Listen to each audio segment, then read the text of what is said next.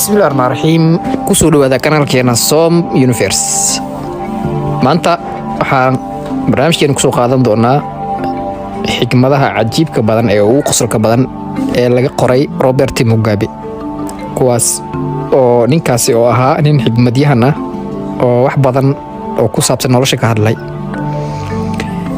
Xikmadda koowaad ama oraahda koowaad ee laga hayo Robert Mugabe waxay leedahay haddii dawladdu make-up ay mamnuuci lahayd caruur badan ma aysan aqoonsadeen hooyadood.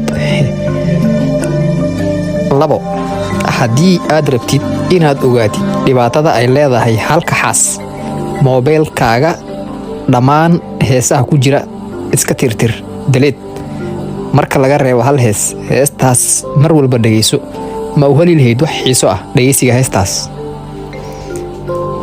Guurku waa waxa rag u macaan. Guriga ayaad soo gashay, cuntadii baad sugtay, waa lagu keenay, waad cuntay, kadib qoftii cuntada kuu keentay ayaad cunaysaa. Xikmadda kale xigta, Afrika haddaad aragto nin iyo xaaskiisa oo guriga banaankiisa fiidkii ku leersanaya, hamoodin romantic.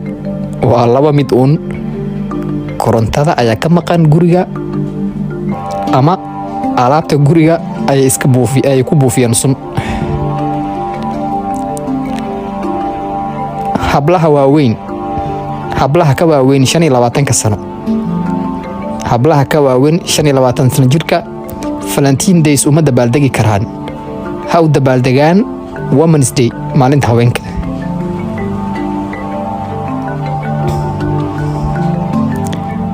Ha guursan haweeney carmal ama garoob oo ilmo wadata, waayo lama arag ciyaar hal gool iyo eber ku bilaabanaysa.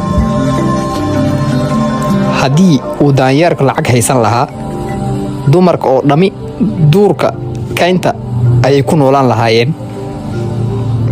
Haddii ay gabar dal kale kugu tiraahdo idhunko, si fiican u dhunko, maxaa yeelay waxaad matalaysaa dalkaagii oo dhan. Ka waran haddaad aroos kasta ka qayb gasho welina aad tahay single, waxba kama doonid hoolka arooska ka dhacayo ama teendhada la soo kiraysto.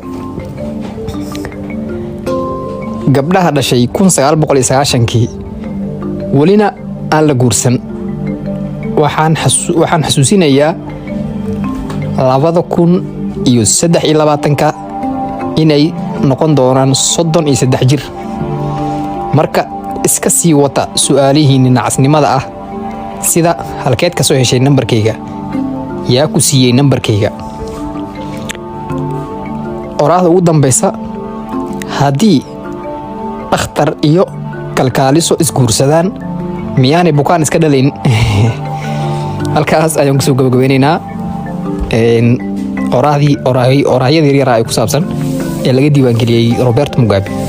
Intaan barnaamijkan mid lamina aan ku kulmi doono, waxaan idinkaga tegayaa sidaas iyo nabadgelyo. Asalaamu calaykum waraxmatullaahi wabarakaatuh.